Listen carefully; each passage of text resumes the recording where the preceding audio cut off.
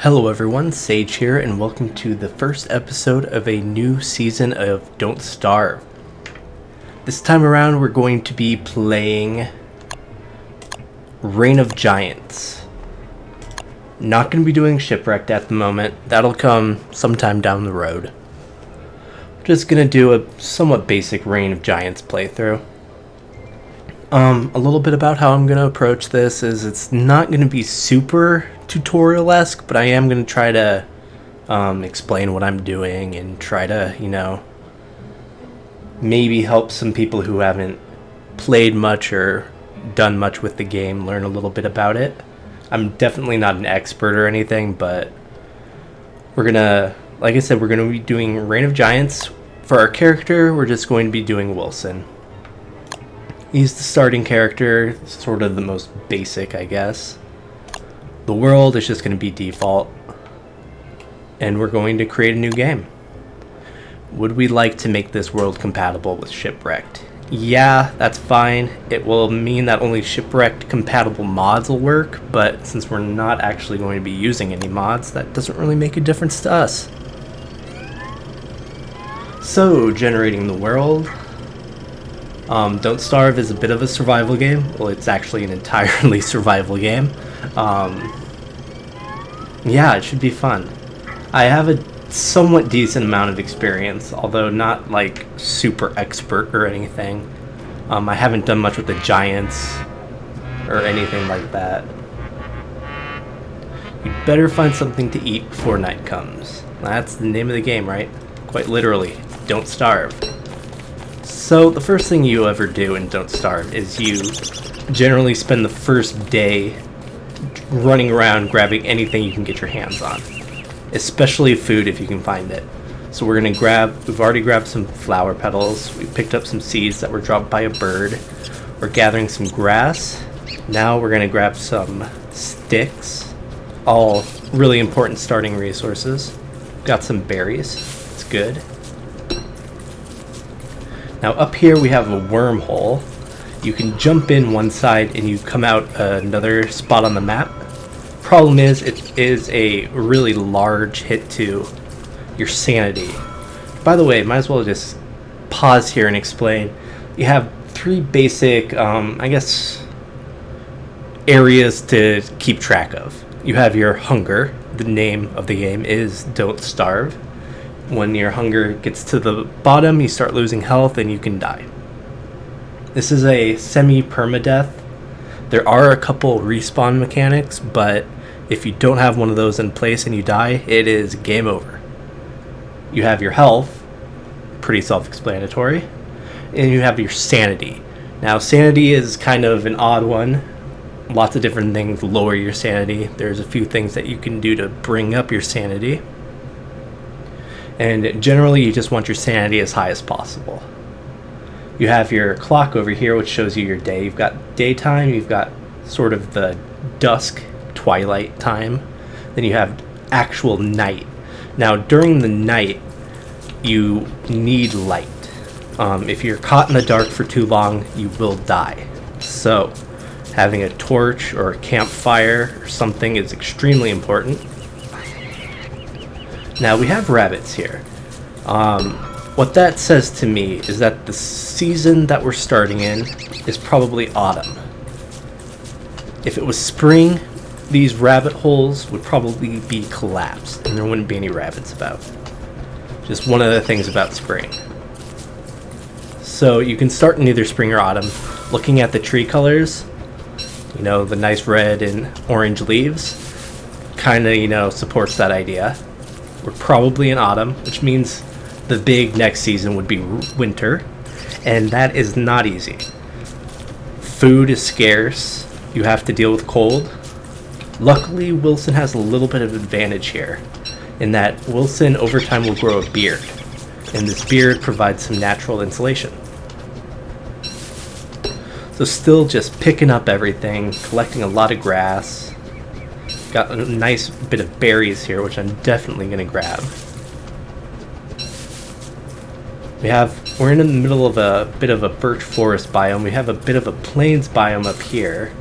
And it looked like off to our left we had some darker forest area.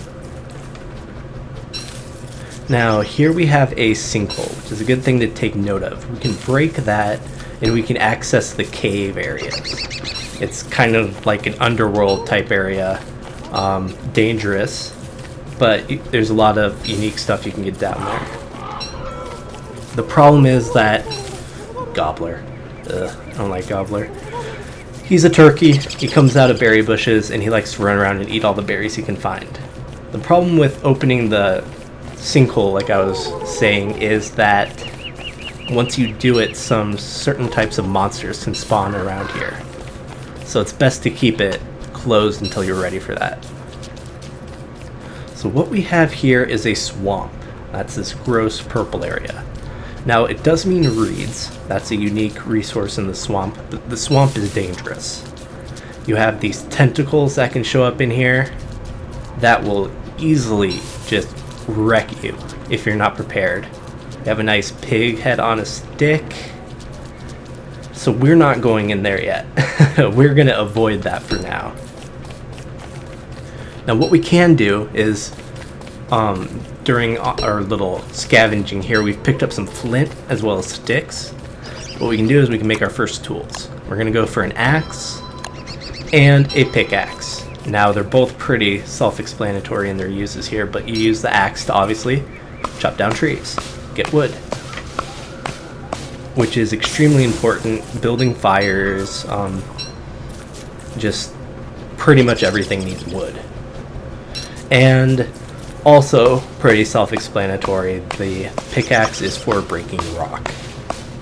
And again, one of the starter, most basic building resources there. We did manage to find 6 rock just kind of sitting on the ground, which is nice. We've got a beehive up here, which is always nice because you can collect the bees from there and some honeycomb and make your own bee box and farm bees, basically get the honey, which is an extremely useful food resource. And I'm thinking that tonight I'm probably going to explore throughout the night. So that's going to mean building some torches and just running through the dark. What I like to do is I like to spend the first few days exploring, trying to find an ideal place to set up a base. My technique for exploring is generally to follow the coastline. Try to get a general outline of the map, basically. Try to, understand the lay of the land, where certain biomes are. Try to identify some certain features that are always nice to have around. One that is a extremely useful thing to find and have nearby is a beefalo herd. Now the beefalo are Don't Starve's version of buffalo. They are a passive mob, usually. They can get aggressive in certain seasons. The good thing about beefalo, aside from the fact that they give you some unique resources, are that you can kind of use them to fight your enemies for you.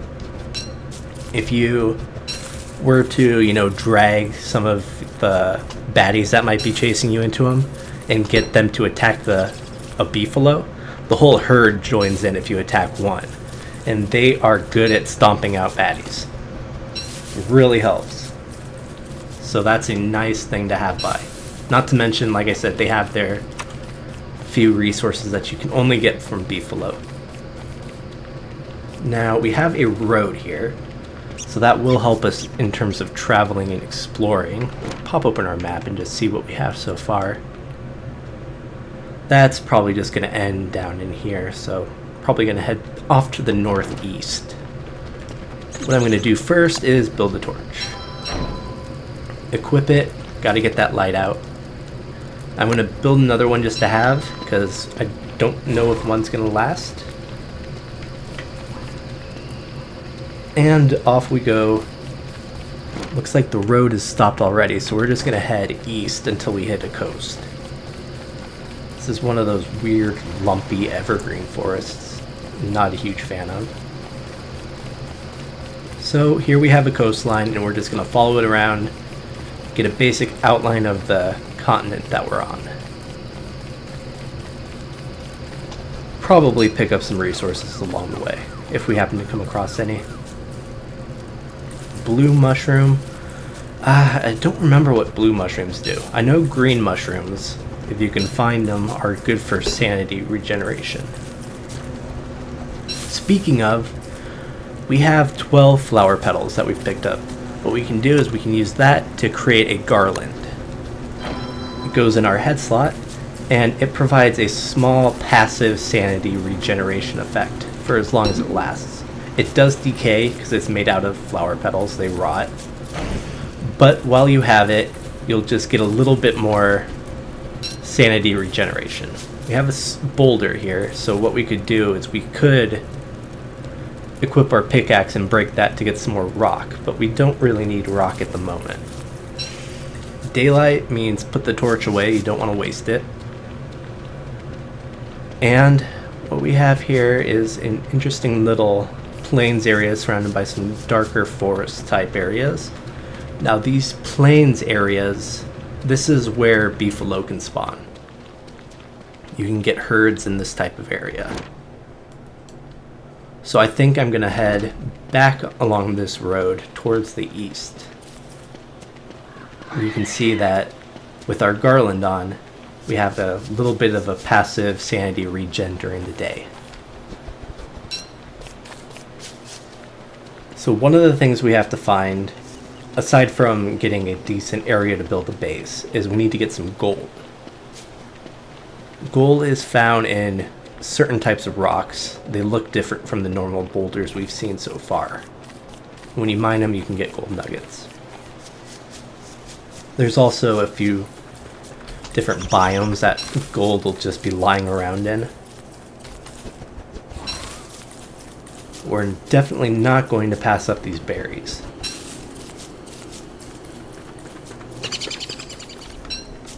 Some more flint, some carrots. Pretty much good on grass. I don't need more than a stack at the moment, so I'm going to stop picking up grass. We have a sunken boat here.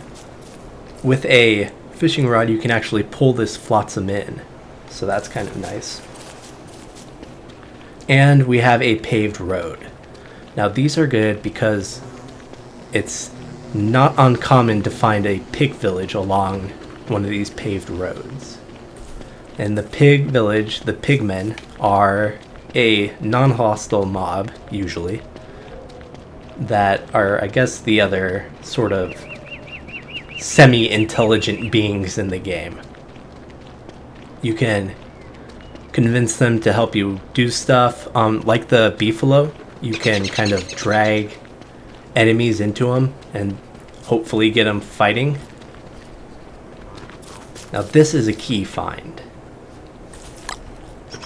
So we're actually going to drop those birch nuts to pick up the eye bone, and soon enough here we'll have our trusty companion, Chester. He is, or she, I don't really know. They are a walking chest.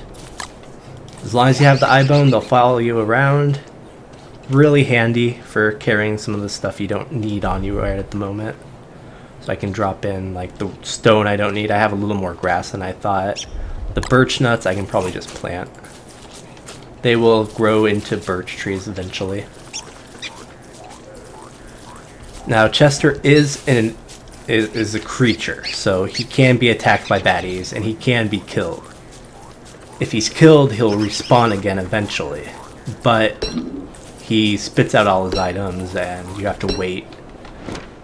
So not a great thing. So you kind of have to keep in mind he's with you. Kind of try to keep him alive. He also tends to lag behind, so if you're, stealthily trying to sneak around baddies, sometimes he'll just blunder into them head first. So no pig village along this road, which isn't terrible, but would have been nice. Up here we have a checkerboard biome. This is another small special biome type. What's special about this is where you can find clockwork enemies. You've got like the clockwork bishop, the clockwork knight. There's also a clockwork rook. And defeating these guys can get you gears, which are a super important resource to gain some of the higher level tech stuff. Problem is, they can be kind of hard to kill, which is why I'm not going too close to them at the moment. And this is again one of those times where you have to kind of, where's Chester? He's not just, you know, gonna drag them all to me, is he? Now with our hunger down so low, tonight, instead of exploring through the night, I think we're probably gonna make a campfire. And that way we can cook up some of our food, eat a bit, regain some of that hunger. It's a bit of downtime. The night times always are, unless you can afford to explore or something during them. We'll just continue following the coast until then. We got Chester already, that's nice. Sometimes he can be hard to find, he just randomly spawns somewhere on the map. I've gone times where it's been extremely hard to find him. From here we're just gonna head straight east till we hit a coastline. Again, trying to just kind of block out the areas, get a general feel for what sort of biomes are where. See if we come across anything super interesting. Might as well just follow this road. Explore a little bit more. So up here we have a spider den. We have a lot of spider dens. Now spiders aren't too bad, see, here we go. He's decided to attack Chester. Chester wasn't quick enough. Spiders aren't too bad because you can stun lock them if you can fight them one at a time. You can just keep hitting them and they'll never have a chance to bite at you. Problem is that they like to swarm you, like they're trying to do now. If you attack one, you bring down anyone around them. So, interesting. The walrus camp, or a walrus camp, there can be more than one. During winter, which is actually going to be the next season now that I think about it, the McTusk family will spawn here. It's a little close to that spider den. Probably shouldn't have set up camp quite so close. So as I was saying, spiders aren't too difficult. You can stun lock them if you can get them alone. They don't come out during the day on their own. If you step on the webbing around their den, they'll come out to investigate, but they don't just wander. It's only at night and during the dusk time here, that they will actually actively wander around outside. So that's something to keep in mind. And I'm just hoping he's just gonna kind of stay over there, eat up a bunch of those carrots, get our health back. We did get a piece of spider silk from that one we killed, which is good. And probably just stick by this fire until it burns out. And like I said, I tend to spend the first few days exploring. That's just the way I like to do it. I try to find an ideal, super awesome place for a base before I set up shop anywhere. The general rule of thumb is about 5 days. So about day 5, you should probably be settling down and setting up a permanent base somewhere. Anything after that, and you're kind of you're handicapping yourself in the long run a bit. Okay. Up here we have a tree. A totally normal tree. Because, I don't know about you, but that looks totally normal to me. And I'm sure the fact that all the flowers around it are evil has nothing to do with it. But up here, now this is a good find. One, we have a pig house. There's the pig man. His name is Chip. Hi, Chip. How do you like having 4 of your friends' heads on sticks outside your house? That's not very good. But this is a touchstone. So I had mentioned earlier there's a couple respawn mechanics. This is one of them. You can find them throughout the world. I think there's 2. I've only ever found 2. I don't know if there's more or not. You can activate it like I just did. And now it's active and ready to work. So if I were to die, I would respawn here. That would destroy the touchstone. It's a one-time use thing. But it wouldn't be game over. So that's good. Also, these pig heads, while kind of grotesque, are actually extremely useful because they're a good way to get pig skin, which is another resource used for a lot of different things. It's a good way to get it without having to kill any pigmen. So I think you could easily get 4 there. Got some graves here. The shovel, you can dig those up and get some random loot out of them. Though that does take a big hit on your sanity, obviously. Grave robbing isn't for the super sane. In our map, let's see. Looks like we might have hit sort of the northern border of this continent, this map that we're on. So we're probably gonna swing back around and head south. Still hoping for a beefalo herd or a nice big pig village. But you have to be careful with pig villages because on full moons, which happen, I don't know the exact timing between them, but semi-regularly, on those full moon nights, pig men become were-pigs. And they are hostile, and they will try to rip your face off, and they're no fun. So, not great to build a base in the middle of the pig village for that reason. Unless you're willing to spend every full moon night away from home.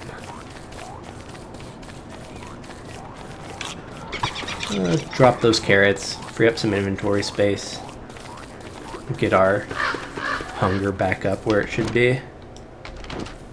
Let's see if we can't find a nice plains biome with some beefalo in it. Don't need any more grass. Need to restrain myself. Although you can never have too much. You'll always end up running out. Especially once you start having to build rope for some of the later items. So there is another piece of land over here. Which is good to note. But we're going to continue heading south.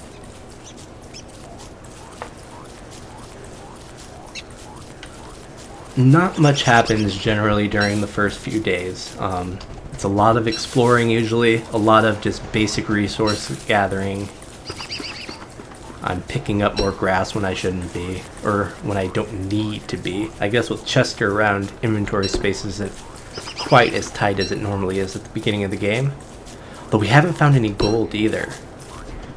Just realizing that. So that's pretty important.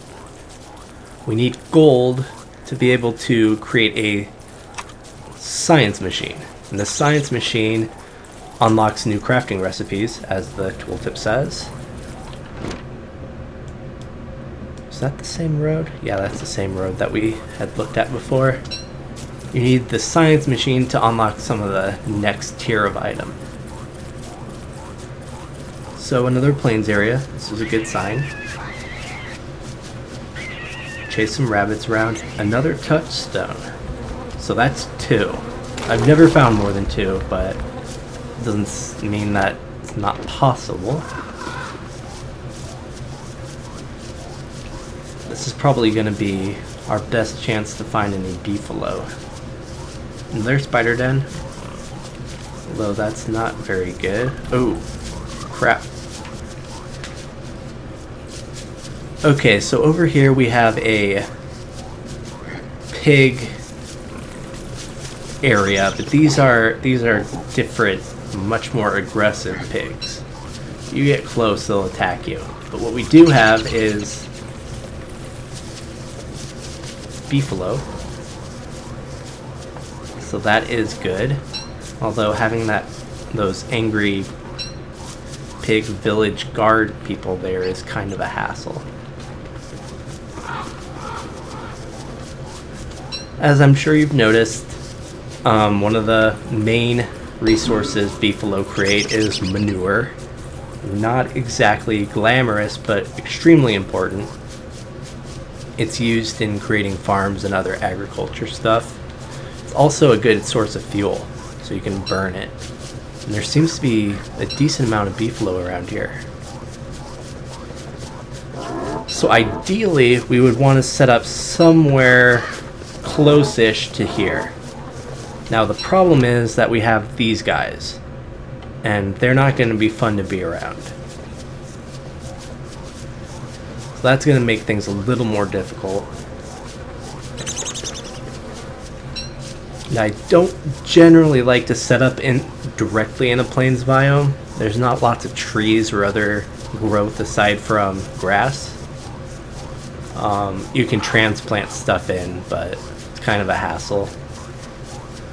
So I tend to like to set up in a neighboring biome, preferably like a forest. Another wormhole. Still no gold. Though to be honest, our best chance is probably going to be down there because it's the sort of rocky wasteland type biome.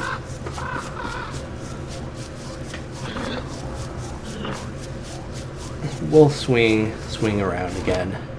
See if we can't see a little more about these pig people. Oh, dark. Break out the torch. Always have a second one on hand. Nothing worse than trying to scramble to find a torch or create one when the darkness has already fallen and the bad things are eating you. I'm surprised they don't attack the beefalo. That would be funny. The beefalo would completely rush them and just demolish them.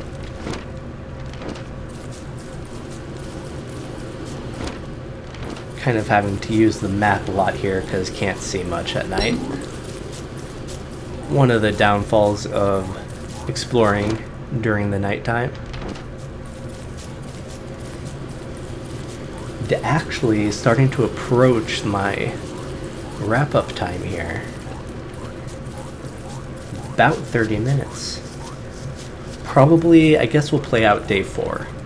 And the night of day 4 will be the end of the episode. So that's why we like to have a second torch. Automatically switches out, don't have to worry about it. Actually make another one. Better safe than sorry. Now this is a potential spot to set up a base camp here. It's a foresty type area, so there's a little more vegetation. It's close enough to the beefalo herds to be able to farm them and use them. It's actually somewhat close to that touchstone, so we wouldn't respawn too far away. Problems, these guys. The pig guard guy people things. I don't actually know what they're called.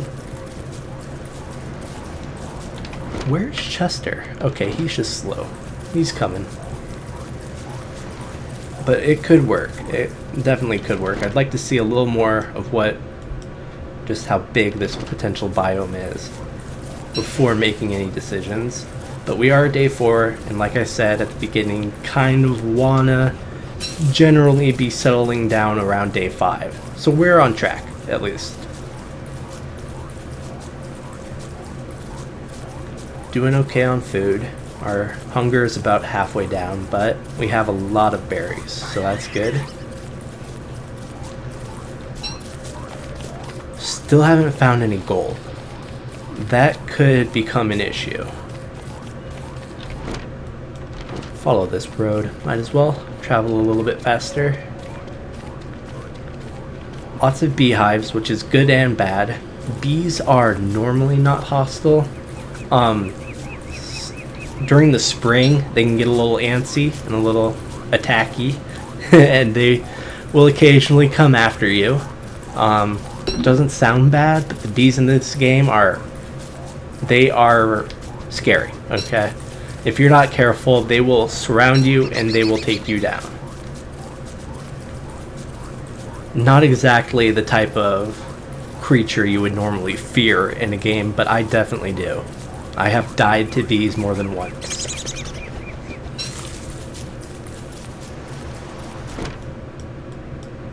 So that was a little bit of a fake out there. It was just a tiny little piece of that rocky biome.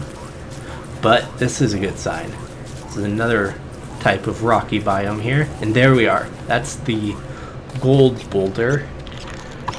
I accidentally ate some seeds. Oops. But when we mine this, it drops rocks, flint, and gold nuggets.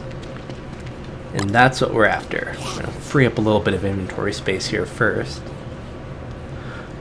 Anything else I can comfortably put away? That's fine. And now we have a gold nugget. So that is good. We only need one to really get going, but more is always better. There are some other things that use them.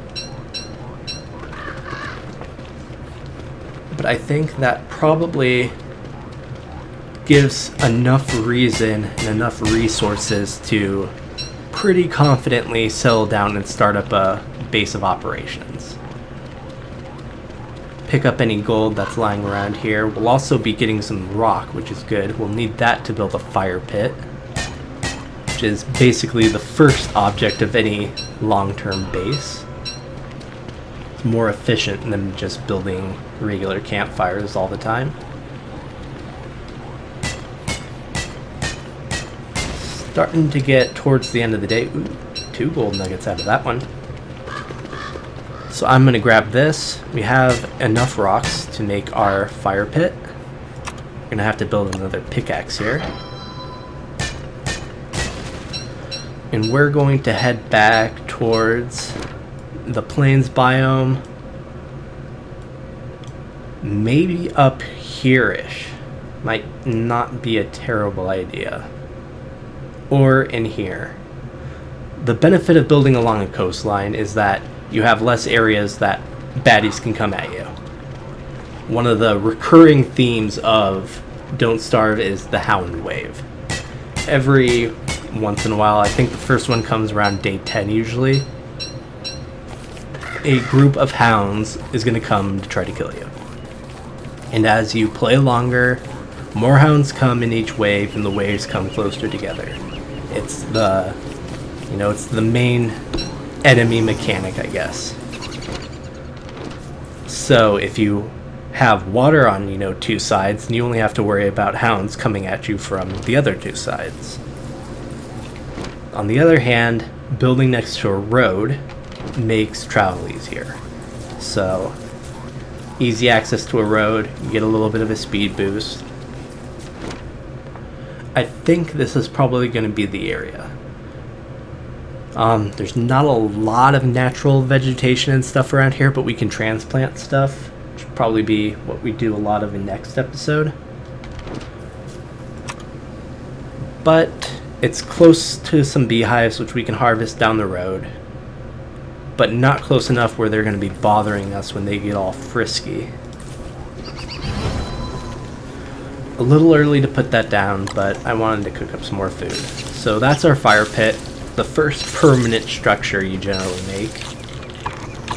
Heat up these carrots. Science. I need more logs.